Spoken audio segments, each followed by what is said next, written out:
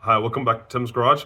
This episode, I'm going to show you how to fix a bad coil on a 955 Porsche Cayenne. It's actually pretty simple. It's about a 20-minute job. I'm also going to show you how to replace the connections for those coils as well, because a lot of times what happens is these little tabs right here, they break off. And all you need is a depinning tool. It's pretty simple, and I'm going to show you how to do that. I'm also going to throw in a little bonus in here on how I fixed Evap Purge solenoid. And it's just going to be a link in the description for the part and a little brief description of how I did it. It's really simple. Honestly, it's about another 20-minute job and saves you a couple $100. If you wanted the OEM part for that purge valve, it's about a $400 part. The OEM Bosch supplier part on that with a little bit of just like a hose clamp is about 29 to 30 bucks. So, all right, I'm just going to dive right into fixing the rest of this.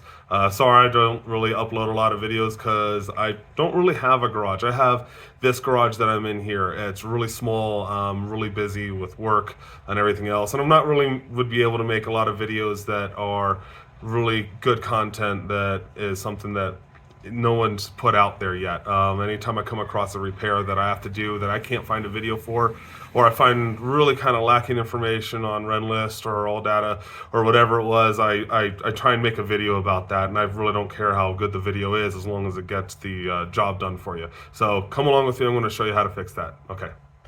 All right, so this is just going to be a quick video on a cylinder misfire, the 300 series codes.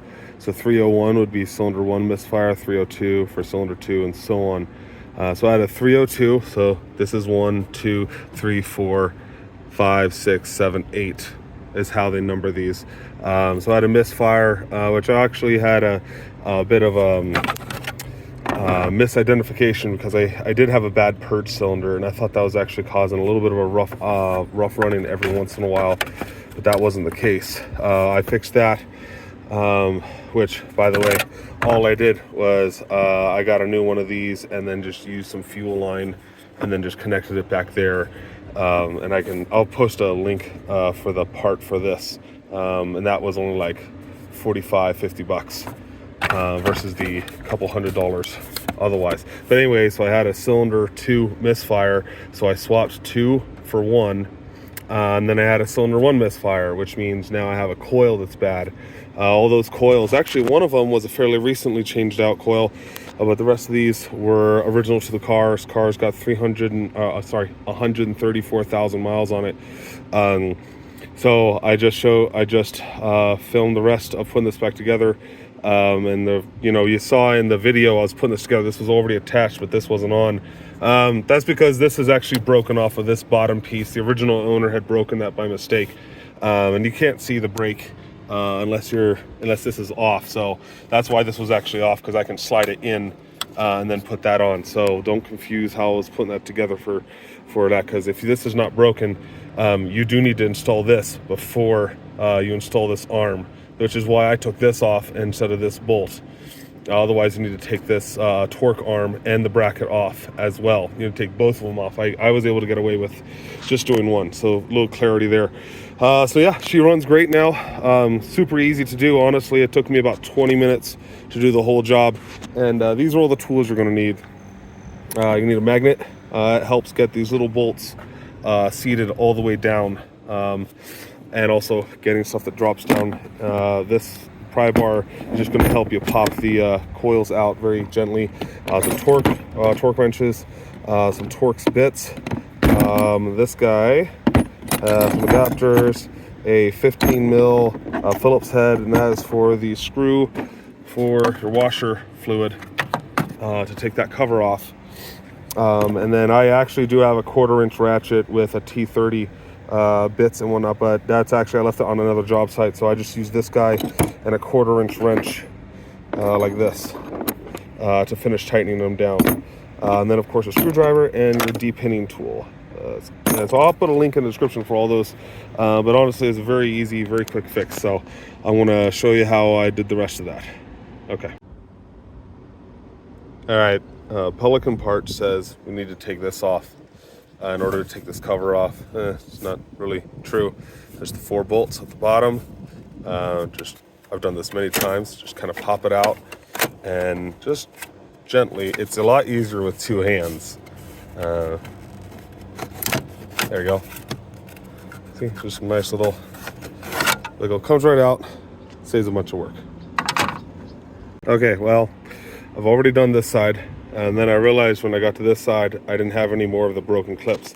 So I'm gonna show you probably what you've already done and how you're fixing this. So let's say we're gonna do this front one here. Let's say, oh no, I can't get this clip off of here. It's seized on there, and I'm an idiot. And I'm just gonna take my flathead screwdriver and be a moron, and oh no, my day's ruined because I broke a clip. Oh, woe is me, it's terrible.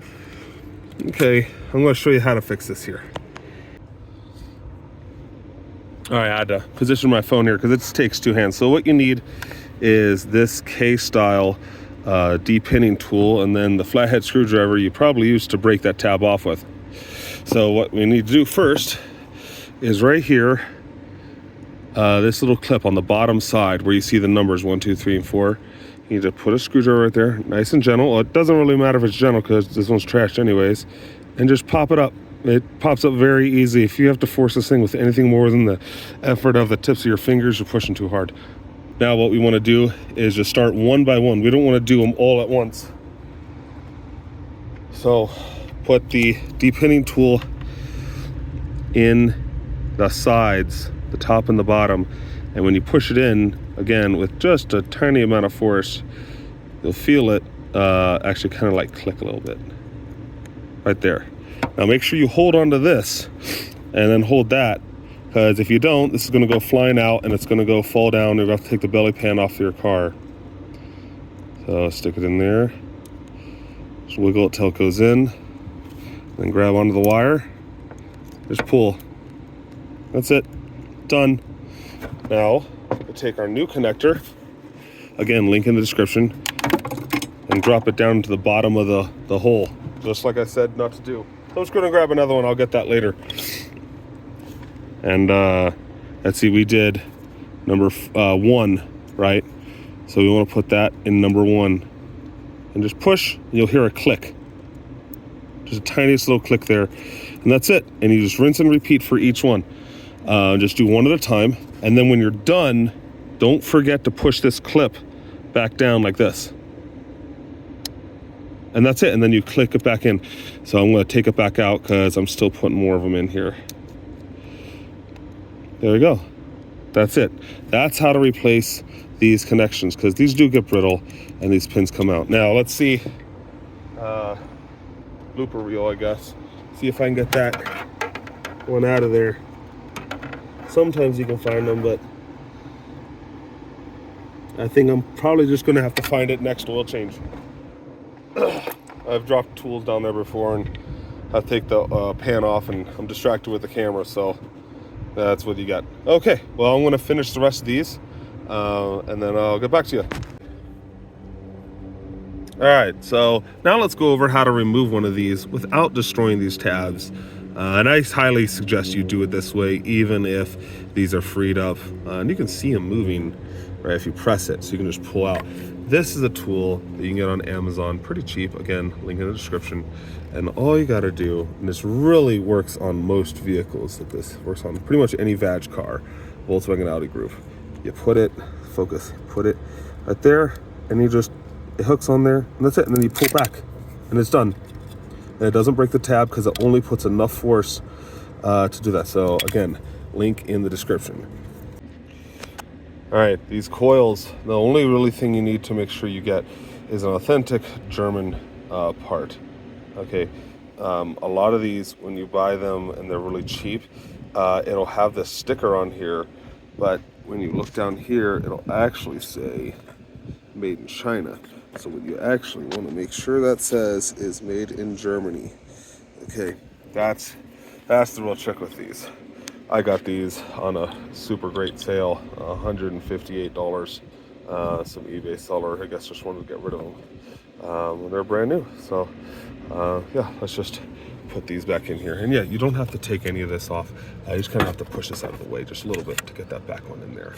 So I'm going to go ahead and put these in here and hook everything up. And by the way, the torque specs on these This is 23 foot-pounds. This is 10 foot-pounds. What I do is just take this whole thing off all in one shot and just take this bolt off. And this bolt is just a big ugga-dugga tightness. You can go on old data and look. I think it's somewhere like 30 pounds or whatever, but there's no harm in just tightening that guy down. So I don't have that torque spec. But all the coil packs, these screws are 10 foot-pounds. And I don't know what the spark plugs are. You can also look at that. I'll post that up on Pelican Parts right up, because my old data subscription has expired, and I don't plan on spending $100 for a subscription until I really need the information for the work on this car. Okay,